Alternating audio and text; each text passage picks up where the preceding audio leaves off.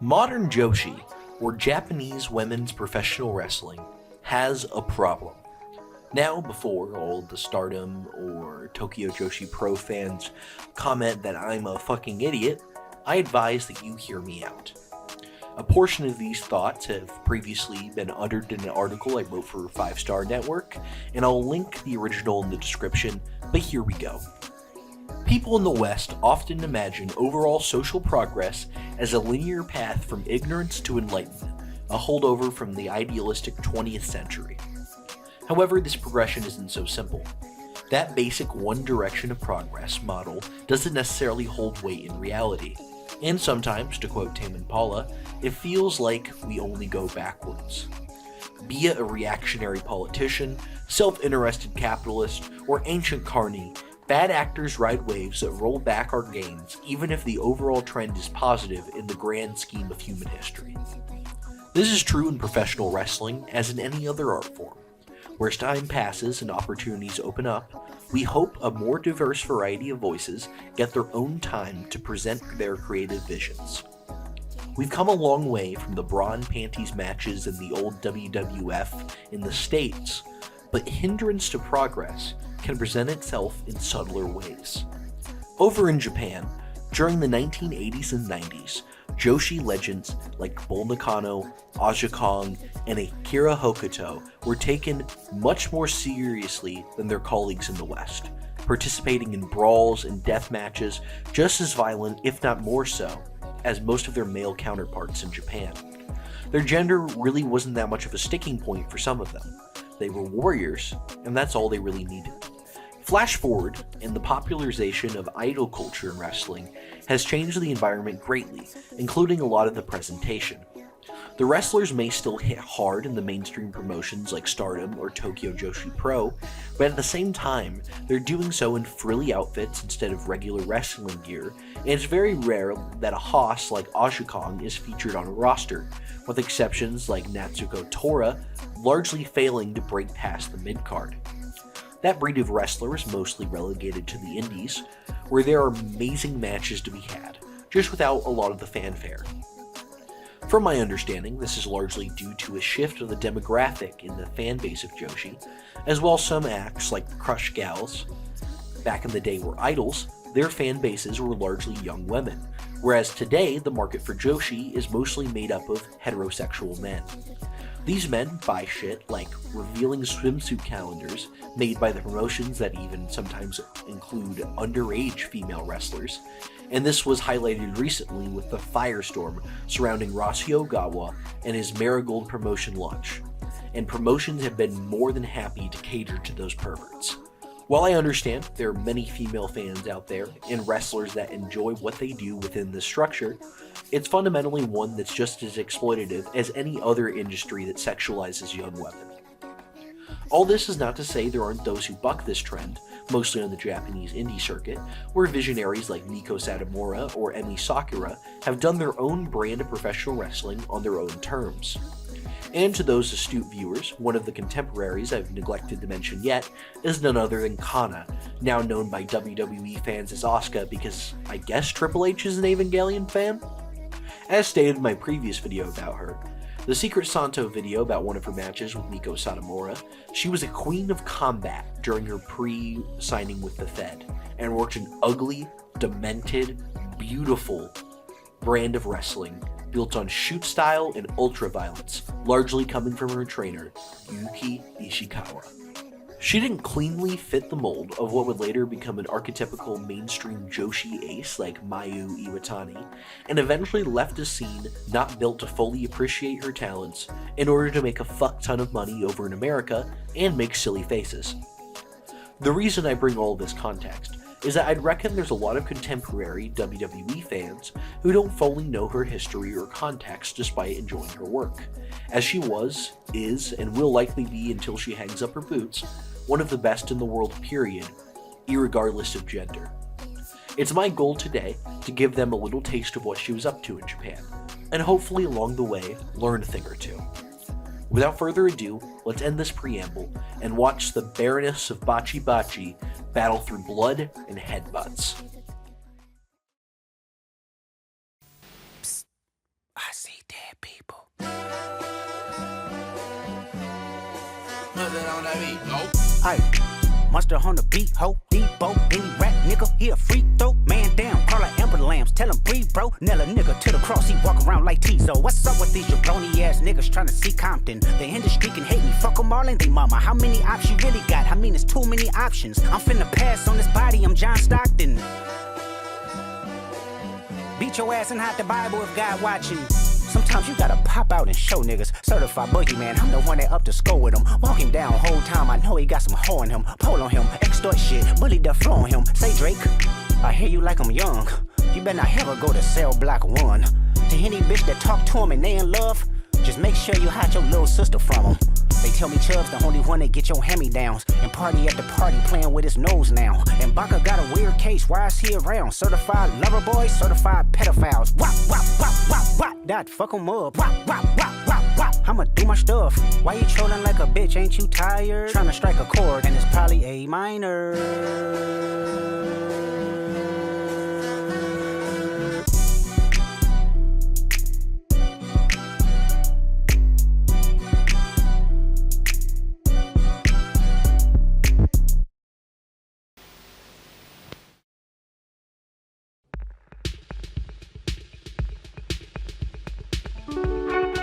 Our first match of the day came against one of my favorite wrestlers in modern stardom, the Vermilion Bird herself, Shiri Kondo, known, of course, as simply Shiri today.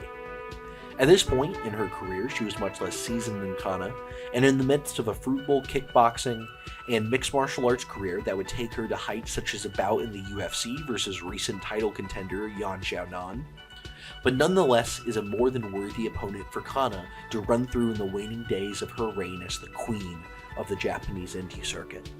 This match comes to you from the Reina promotion, with Shiri as the incumbent champion being challenged by the Empress of Tomorrow. There's a great sense of realism here, as overused as that term is, as we have a legitimate world-class shoot fighter versus someone probably not far off in that department in the Ishikawa-trained Kana.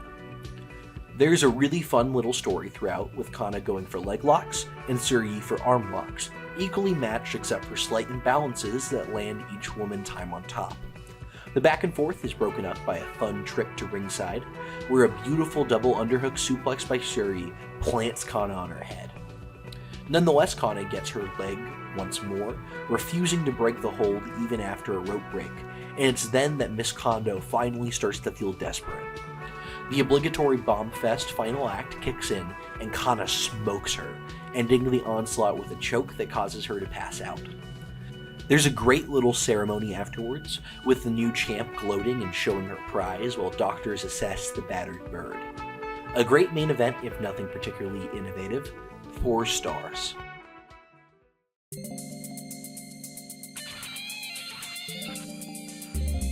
It wouldn't be a Wrestling with the Narrative video without some mention of the great Yoshiaki Fujiwara, and here he is at the age of 64, delivering an incredibly fun performance alongside Shiri, who is continuing her incredibly fun rivalry with Kana, a later match in the series, of course, being the one we just talked about.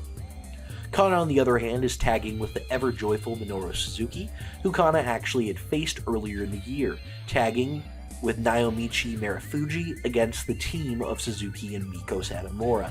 It's a really fun dynamic that's created because of these teams, with the veteran versus rookie dynamic seen in Kana versus Shiri, and the grizzled veteran versus more grizzled veteran in Suzuki versus Fujiwara.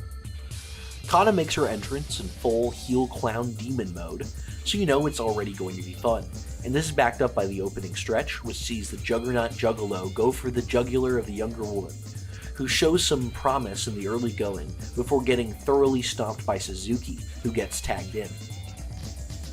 It's at this point I'll note this is very much not one of those lame WWE intergender matches where the men and women aren't allowed to make contact with each other. It's very much going to be as brutal as you would expect. If you want my 2 cents on the issue, I'm for intergender wrestling in most cases.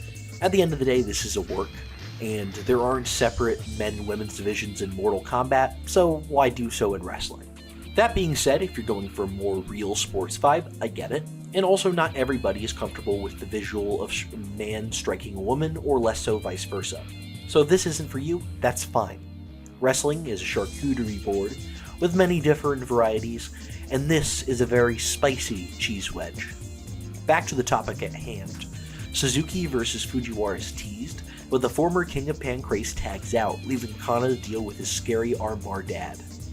There's a really adorable little moment where Fujiwara ruffles Shiri's hair affectionately as he enters the ring, which really makes him feel like the kindly old man that he appears to be. Fujiwara proves that while he might be straight, his hands are bisexual, as he has no qualms about introducing Kana to his style. There's an intense sense of joy in his performance, from his cheesy smile to headbutt taunt he's had since 70s New Japan, and his unassuming grandpa exterior masking a vicious competitor of the highest order. He almost cinches the eponymous hold before a rope break, and it's then that shit fully hits the fan, with bombs flying from both sides in a flurry of submissions, but primarily vicious strikes. The finish comes with the clown clobbered with comeuppance, as Shiri lands a series of head kicks, with the final combo being just enough to make the pin, as Fujiwara restrains his former student. It's a really fun battle of brutal heels versus equally brutal faces, and a fun exhibition if there ever was one. 4 stars.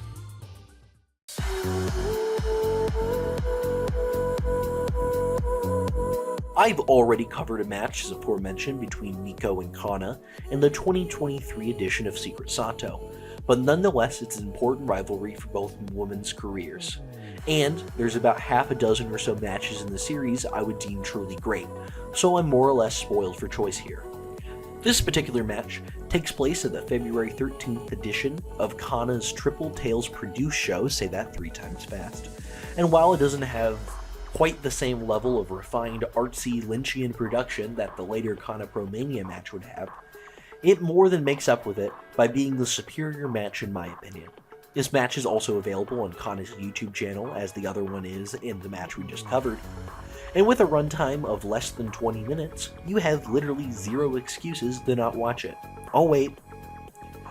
The match begins after the ringside crew removes what quite frankly is an insane amount of streamers, and I guess we know how Kana spent her production budget. Kana rejects a handshake from Satomura with an incredibly petty kick, establishing her as the aggressor, and they tee off on each other, throwing stiff forearms until Kana forces a clinch, bulldozing Miko into the ropes. Whereas the later match has the striker versus grappler dynamic, I'm pounding my fucking head through drywall, this one is more based around Kana's kicks versus Miko's forearms, although both hit very hard with both kinds of strikes. Kana's mannerisms throughout the match are great, and there's a sense of uncooperativeness that she displays which really improves the match, as Miko at points has to chop at her leg with a low kick, or tug with both hands before even succeeding is something as simple as an Irish whip that most wrestlers get automatically. Kana at points also just straight up attempts to bully Miko, pushing her back forehead to forehead and attempting some intimidation. The heelness of Kana is reaffirmed several times, such as ignoring the referee's instructions, or being the first to take things to the outside for a brawl. She's just an absolute bastard in a way that's pure joy to watch, which proves she can work as both a fiery babyface and an irredeemable prick when a heel. Miko's fatal flaw of constant one-upsmanship costs her, as in the end, as after a Death Valley bomb only gets 2, she attempts to go kick for kick with Kana, to expectedly poor results. Kana chains these kicks into a deep rear naked choke, which earns her the victory after Satomura passes out. It's a really fun exhibition from 2 masters who truly understand how to do the little things in order to maximize engagement. It's not anything crazy in format, but nearly flawless in delivery, and gives you a great sense of both women as competitors. 4.25 stars.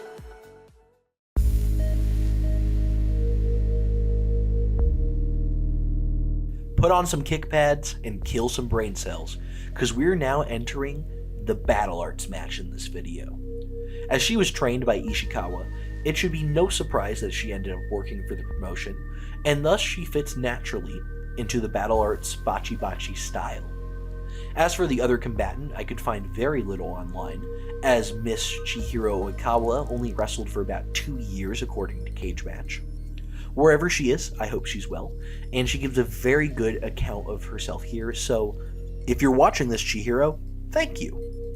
They're each dressed in kick pads and bright, colorful outfits that look like the sexy Halloween costume version of Power Ranger sans helmet. The violence begins with no delay, as the first clinch is more like a hockey fight, after Kana once again bats away a handshake with a kick, something that a young Masakatsu Funaki actually did a lot in early UWF, and then attempts to bum rush her orchid-colored opponent. And an ugly scramble is incredibly real looking that results. Kana chains a body lock into a double leg, and after the takedown frantically tries to posture up and throw ground and pound before being reversed. Oikawa proves to be the lesser grappler, as Kana launches her for a German suplex and mitigates attempts by Chihiro to get into her rhythm on the feet by backing her up. There's a sense in this match that Kana is a wrecking ball, and someone who masks her true talents as a grappler by swinging and banging on the feet, reminding me of one of those wrestlers in MMA who choose to throw hands at times instead of going to the ground. Think like Dan Henderson. Kana, however, does decide to go for the submission, and she snatches an ankle lock that's very common in her early career. This rhythm becomes very familiar, as the two volley back and forth trying to impose their wills. Kana repeatedly Habib-style double-legs her and goes for ankle locks, whereas Oikawa uses jujitsu sweeps to get back to her feet and throw hands. As time goes on, it seems like Kana is pulling ahead gradually, but after a deep submission attempt by Oikawa almost steals the fight, she enters a berserker rage and unleashes a flurry of offense. Unable to go blow for blow, Oikawa fades and gets knocked out by a pair of head kicks, the first causing her to brace on the ropes, and the second dropping her. Given that the 10 count was going, it seems like the second kick was unnecessary, but more a show of the disdain of Kana to show how truly dominant she is. After the match, she cuts a promo, and while I don't speak Japanese, I can only assume she said the second kick was super necessary. 3.5 stars, a brutal slugfest that's incredibly indicative of her early work.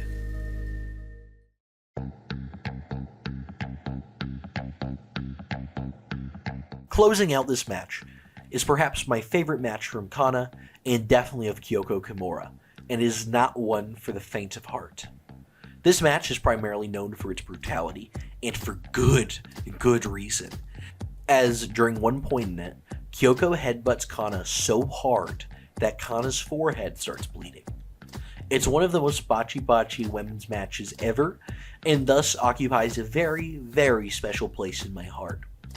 Kana jumps Kyoko before the bell is even rung, throwing vicious forearms that her opponent no-sells before responding with a sickening headbutt.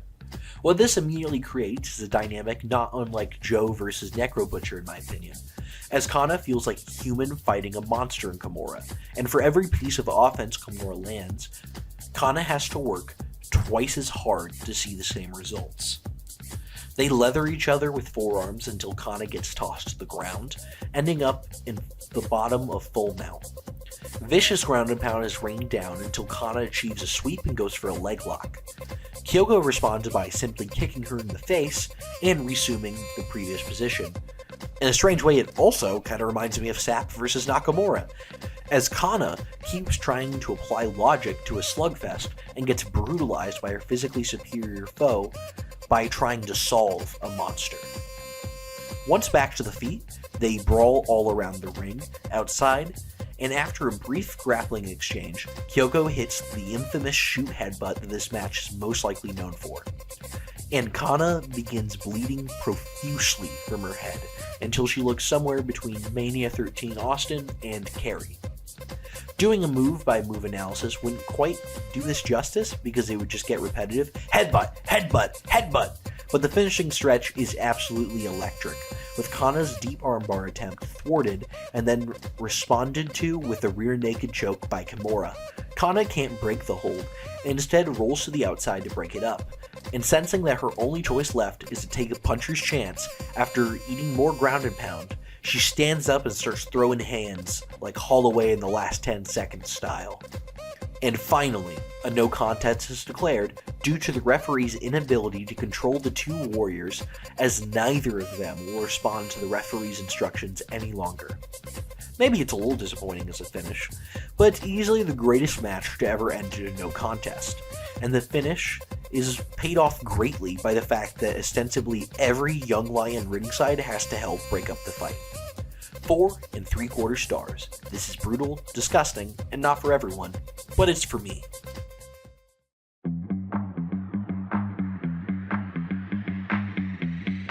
Overall, I hope you've ended today with a lot more appreciation for Kana if all you've been exposed to beforehand is her work in the Fed, as good as it has been at times. She has a knack for making things ugly, and I mean that in the most complimentary way possible. You can be a Zack Sabre Jr. and do mat work with precision and grace, but I'll always prefer workers like Timothy Thatcher, who make similar moves look uglier, like they have to fight for every reversal to every hold. There's also a great sense of struggle, which ties into her manic demeanor when fighting. She looks like she's either having a blast, pissed, or absolutely crazed, and brings enough energy that you can buy that any given bout is a fight for survival. With her now on the wrong side of 40, I'm not sure how much longer she'll wrestle at this high level, but then again she's shown basically no signs of slowing down. Along with a few names we mentioned before, she's arguably the greatest women's wrestler of all time, as well as one of the best ever period. With WWE restraining the level of violence she's allowed to display to nearly mortal levels, hopefully she'll have a few more matches back in Japan before she retires. A match with Chihiro Hashimoto would actually absolutely melt my brain. Until next time, I'm Squill, and I have 2 of the best snipers east of the Mississippi trained in your position. Subscribe!